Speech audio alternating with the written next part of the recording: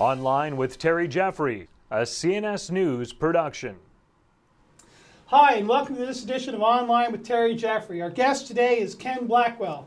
Ken holds a Bachelor's of Science and a Master's in Education degree from Xavier University. He began his political career on the City Council of Cincinnati and then became mayor of that city. Later, he served in the Department of Housing and Urban Development in the administration of the senior President Bush and was a U.S. ambassador to the UN Human Rights Commission. In 1994, he was elected Treasurer of the state of Ohio, and in 1998, he was elected Secretary of State of Ohio. In 2006, he was a Republican presidential candidate in that state. Ken is currently a senior fellow at the Family Research Council and chairman of the Committee for Passage of a Balanced Budget Amendment. He is co-author with Ken Klukowski of The Blueprint, Obama's Plan to Subvert the Constitution and Build an Imperial Presidency, and Resurgent, How Constitutional Conservatism Can Save America, which we're going to talk about today. Ken, thanks for coming in. Hey, Terry, good to be with you. I really appreciate it. You know, it's almost a cliche in American politics. You see politicians use these kind of phrases over the decades that we're at a turning point, we're at a crossroads, we're at a tipping point. But sometimes in American history, there have been moments that really were tipping points or crossroads. Obviously, the years leading up to 1776 and the Declaration of Independence and the break with Britain. 14, 13 years later when they ratified the Constitution, the late 1850s building up to the Civil War. Those were major crisis moments in the history of our country where if people made the wrong decisions, America wouldn't have become the free country that we know today. In your book, you argue that America really is at a crisis moment. Can you explain why you think that's true? Well, I see the Declaration of Independence as sort of being the frame of our Constitution, and you've heard me say many times that the second paragraph of the Declaration is at the heart of it all. And it talks about self-evident truths, so that immediately there's this clash between those of us who believe in moral absolutes and those who believe in moral relativism. But it talks about self-evident truths, and in that paragraph, it makes the case that our rights are not grants from government, but they're gifts from God. You know, if you begin to think that the state is the grantor of rights, you don't have any, problem with being beholden to it. If in fact you think that these are inalienable rights from God and that the obligation of the government is to promote those rights and to protect those rights, you have a different view.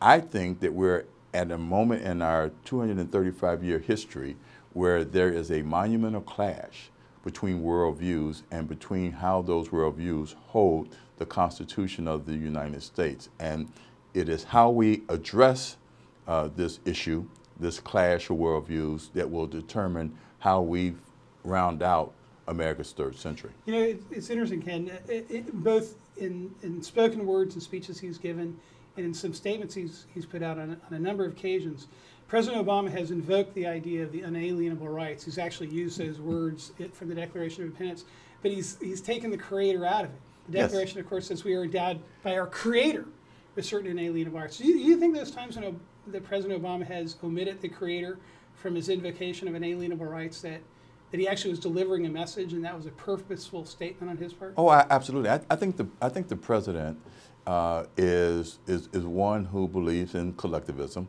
I think his preferred path is European style of socialism. I think that he believes that government is the major solver of all problems, not the creativeness that comes from free men and free women operating in free markets, doing things individually and doing things together. So this is a clash of worldviews. Ken Klukowski and I, in our first book, Blueprint, we made the case that he had an agenda that was easily discernible, and that agenda was to concentrate power in the central government, and that this was beyond the limits of the Constitution. Beyond the limits of the Constitution, and that he lost track of the fact that central government's powers are enumerated powers. And he makes this sort of claim in his policy direction that things should be controlled by the central government, that the central government is almost tantamount to a 21st century monarchy. And that's why we came back with Resurgence, to say that, you know, and it really grew out of a meeting, a series of meetings that culminated in the Mount Vernon statement that was signed February 17th of 2010 by individuals and leaders of major organizations across the country. And that is that, one, we believe that there is this historic tension between the size, scope, and power of government and individual liberty. And this is nothing new with me or you or me and Ken Kukowski. You know, Aristotle looked at the relationship between the organized power of the state and the optimization of individual liberty. And he believed in natural law. That's right. Ken, in your book, there's these two documents you talk about: the Declaration of Independence on the one hand and the Constitution on the other. In the Declaration of Independence, you talk about the natural law, the God-given rights, the fact that this is something that the state can only recognize. The state doesn't create the law; it recognizes it. In your discussion of the Constitution, you talk about these two visions of the human race, of man, whether man is perfectible or whether man is imperfect. I want to get to that in a little minute, but I want to talk a little bit more about the Declaration and this idea of natural law, because it is so central to what's happening, the movement away from that idea. You say, you know, you point to Aristotle. Of course, the founding fathers read Aristotle, and they also read Cicero, who of course was a great advocate. The Roman senator, lived a century before Christ, was a great advocate of the natural law. But you know, even though they themselves sometimes violated natural law, they did things that were unjust. They did believe there was a God. They did believe there was a moral order that came from God that was true and unchangeable, and that legitimate acts of government had to be consistent with that. Do you believe that the founding of America rests on that? That's the foundation. And is it not true that America also is part of a Judeo-Christian civilization, that our understanding of morality and truth dates back through millennia of tradition, going back to the revelation that God gave to the Jewish people? The foundation started with Moses receiving the Decalogue, and I just think it is very clear if you begin to look at the revolutionary nature of what the founders put together, and what Ben Franklin said when asked, "What do you have?" He said, "A republic, if you can keep it." If you can keep it. If you can keep it. And so he understood that there were going to be natural forces against that form of government, that form of individual liberty, that form of moral responsibility of the individual to do the right thing.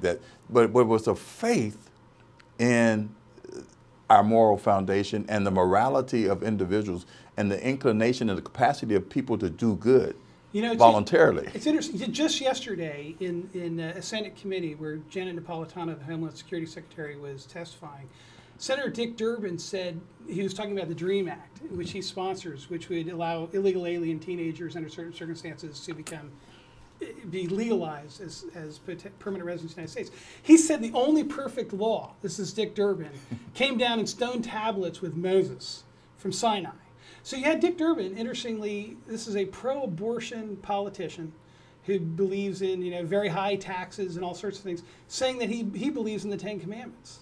Yeah, and it's amazing how he departs from that understanding when dealing with many of the issues that face us today. Look, Terry, the national debt is sort of a perfect storm.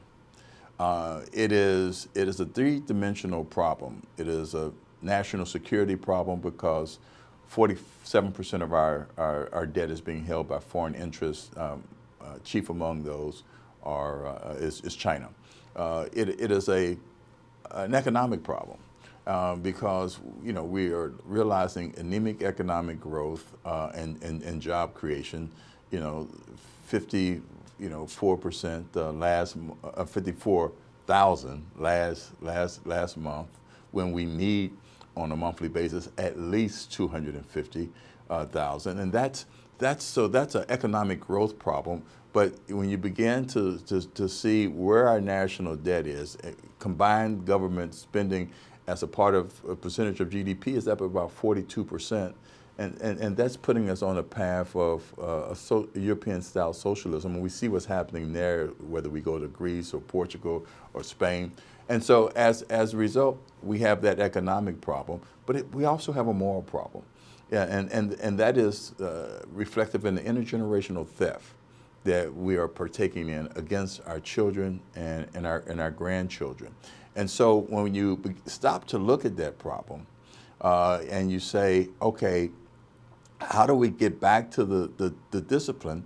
It comes back to a fundamental belief that the founders understood, and that is free men, free women, and free markets can do just about anything.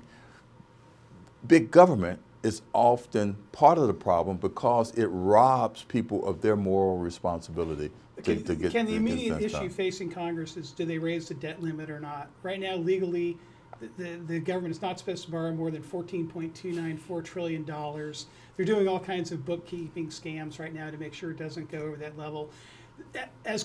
Because they control the House of Representatives, no bill can be passed unless the majority of the Republicans, in the House agree to it. Should they agree to lift the debt limit?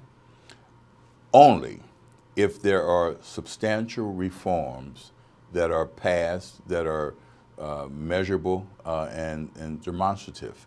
And you know, I'm a big pusher and advancer of cut, cap, and balance, the cut, cap, and balance plan, and which at the end of it, the balance is passage of a balanced budget amendment to send out to the states for at least 38 of the states to say, this is, you know, our 28th amendment.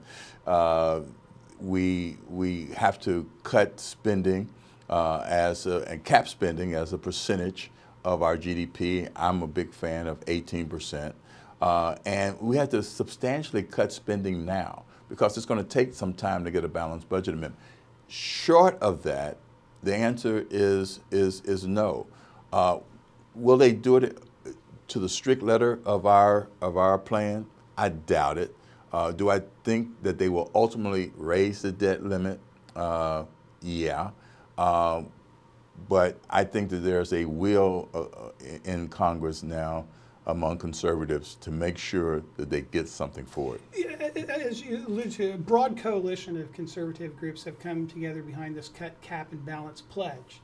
They're actually asking members of Congress as well as citizens to sign a pledge saying they will not support an increase in the debt limit unless there's significant immediate cuts in federal spending that reduce the deficits next year, and unless there's a balanced budget amendment, as you say, that caps the amount of spending that the federal government can do as a percentage of GDP and requires a supermajority in the Congress to raise taxes.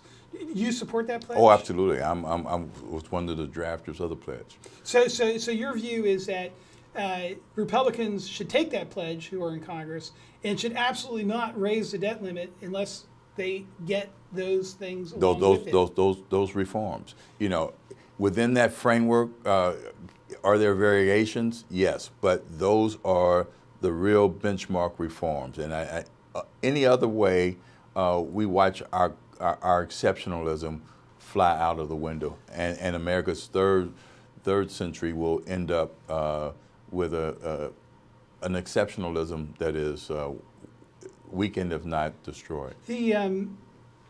The federal government they estimate will bring in about $2.2 trillion more or less this year, but they're going to spend $3.6 trillion or so, leaving a $1.4 trillion deficit. Now, you hear people on the left and in the administration saying that if we don't lift the debt limit, we're going to default. Is it really the case when the government is bringing in $2.2 trillion or so in revenue in a single year, and they have the ability to roll over the existing debt without increasing net debt? In other words, if they have, you know, $8 trillion in debt that's going to come in this year because it matures, they can roll that over without increasing it. You're right, and as a former treasurer, I understand that you know, this whole the sky's falling mentality is contrived and not reflective of reality. You know, can you not raise the debt ceiling and buy yourself some time by fulfilling your obligations? Yes, but if you're disciplined, you're going to have to make some cuts somewhere, and that's where the rubber meets the road. And so we have to push the issue of not being forced into a spend, or a spend, tax behavior, because they have put up a false issue of our inability to meet our debt obligations. You were treasurer of Ohio. Mm-hmm. If you were treasurer of the United States today, you have a situation where the government's planning to spend $3.6 trillion or so this fiscal year. You have $2.2 trillion in revenue. You're going to run a $1.4 trillion deficit for the year. According to the Treasury, they've already run up almost $1 trillion, where it's about $900 billion of that deficit. So you have $500 billion more in deficit to go, but you have all this revenue. So you've got to cut that $500 billion. Let's say Congress says, "I'm sorry, Mr. Blackwell, we're not raising the debt limit." Where do you cut that $500 billion? Well, here's where we go. Yeah. First, I would push back and say, look, you guys are right. President proposes, you all dispose. You all have to pass something. We'll show a real intent of getting us towards a reformed behavior, and I'll raise the debt ceiling for 8 months, 6 months, a year, but I'm not going to give you a blank check for 2 years. And now I would change the psychology of this discussion and say, look, we all understand who has what responsibility, but ultimately, Mr. Treasurer, Secretary of the Treasury, we know that we can buy ourselves some time to take a more rational and disciplined approach, but we're going to do this step by step. We're not going to give no more blank checks, because look, as I said before, we go out of the world backwards. If we raise the debt ceiling, because better way to say it, if you never object to raising the debt ceiling, then what good is the debt ceiling? Right, it's a joke. That's true. And they already have several months of wiggle room in it, just because they changed the way they account for some of the debt. But what are the consequences of, in your view, of the United States to continue to go on and borrow money at this pace and increase the debt the way they are? What's the end game of that? Well, the end game of that is that we're transformed into something that would scare the founders. We become a strong central government. We become one where government is making more and more of the decisions that the founders always anticipated would be made by individuals and families in free markets. So we change the nature of the country.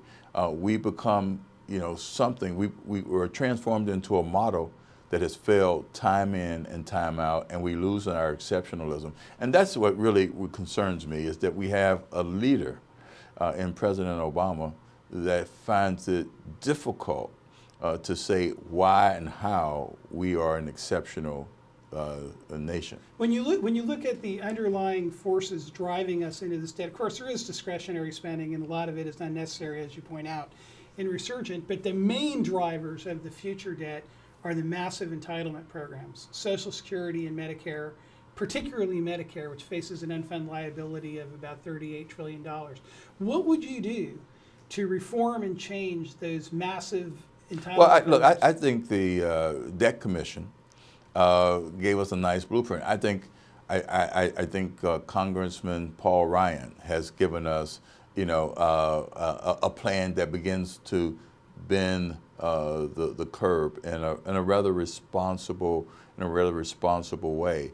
I think that we as a nation, and those of us who would like to inspire this nation, we have to get back to the principles that got us there.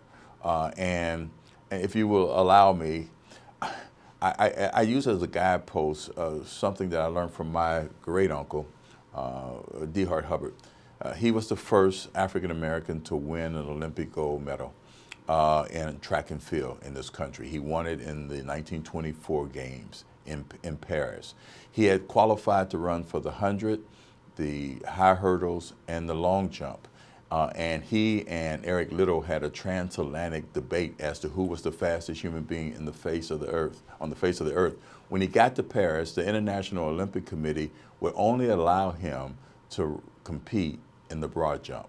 The 100-yard dash and the high hurdles was still white-only events. And so he competed in the long jump and he won. As we all know, Eric Liddell chose not to compete in the finals because it fell on the Sabbath. When my uncle came back, he said, you know, to my mom's generation, you know, that God had put him in a trying situation, and the lesson he learned from not being able to compete and watching Eric Liddell choose not to compete because of a fidelity to faith, a fidelity to the principle, things that guided him through life, that was the biggest lesson, that was the biggest gift, that was the biggest prize that God had given him in those Olympics. I would just say to you, Terry, that, you know, fidelity to faith, fidelity to principle, fidelity to those things that make us exceptional, fidelity to those things that have made us the most democratic, the most humanly diverse government in society and all of human history. We have to get back to those Ken, things. you talk about in your book how some people want to divide, including some Republicans. They want to say, well, there are these social and cultural issues like abortion and marriage over here, and there are these fiscal and economic issues like some of these things we've been talking about today over here, and that they're completely separate. And we really don't need to deal with these moral and cultural issues like family. You say that's not true. It's not true, and I asked the advocates and the purveyors of that nonsense to tell me, in all of human history, tell me of any authoritarian government or regime, totalitarian government or regime, big welfare state government or regime that hasn't run God and faith out of the public square and hasn't destroyed the family. When you destroy the family and when you silence the church, you create a void that is filled by the authority and totalitarianism of big government. And so there's no way that we can enjoy the sort of liberty, economic liberty, social liberty, you know, individual liberty, if we don't have strong families and if we don't have a faith community that is allowed to bring its faith and its words to the public square. You talked about the natural law, which the founders believed in, the Judeo-Christian moral tradition, the Decalogue. In both the Old Testament and the New Testament, it's clearly said that marriage is between a man and a woman. A family is a man and a woman and children. This is a part of the revealed law. This is a part of the traditional understanding of the natural law that goes back for millennia in our civilization. How great a threat is it to the moral and cultural foundation of our nation for states like New York to say that two men can marry one another and that's a marriage just like a man and woman? Again, it goes back to one, not only our moral and biblical foundation of this country, it goes back to common sense economics and sociology. What we know, whether it was Patrick Daniel Moynihan or modern day economists like Walter Williams, the fact of the matter is that when you have strong families and you have role models of men and women in that marriage for young children do better educationally, they do better economically, as does the family. Is it wrong to children to put them into a same-sex? I think so. Do I think that having children experience the well-being and love of an adult community is better than having kids abandoned? Yeah, but I don't think that should be mistaken for what is, one, the preferred, and two, the biblically sanctioned, family. The natural family, whether, I went through and listened to all of John Paul II's theology of the body, and it's a very forceful argument that's there. And let me just say, the left tries to put us on the defensive. I was with our colleague Chris Matthews the other evening, and he was trying to say that those of us who are against same-sex marriage, or those of us who are rigidly supportive of traditional marriage, or bigots. And I off camera, I just asked him the question. I said, Chris, you're telling me that Pope John Paul II, who was one of the champions of respect for the human dignity of the individual, was a bigot because he understood, God's law, and was a strong supporter of traditional marriage as a union between a man and a woman, and that he understood that equating any other coupling with that was wrong and counterproductive and ultimately destructive of a culture and of a society. Christ himself defined marriage as between a man and a woman, and St. Paul in his epistle to the Romans was quite clear about homosexual behavior being wrong. But, and even the ancient Greeks, where they celebrated homosexuality, were not so stupid as to attack as being the bedrock of culture, the union between one man and one woman in holy matrimony. Let me ask you a political question on this subject, and I know you have to run, but you were involved very much in the effort in Ohio to have a ballot initiative in 2004 that Absolutely. said marriage was between a man and a woman. And there's tremendous turnout for that, and it won in the state of Ohio. Would George W. Bush have been elected to a second term? In other words, would he have won Ohio if that wasn't on the ballot? I don't think so. But let me also say, or if he was on the wrong side of that issue. Let me just say that there's this mischaracterization of history around that issue. Phil Burris and I started to talk about putting this issue on the ballot in the early part of 2004. And I can say with all candor that the leadership within the White House and the generals of the ground troops, Karl Rove and then the head of the GOP, Ken Melman, were lukewarm to the idea. We said, we're going to put it on. You weren't doing it for political reasons. We weren't doing it for political reasons. We were doing it to protect the institution of marriage, and we understood that, one, there was this force to do away with DOMA.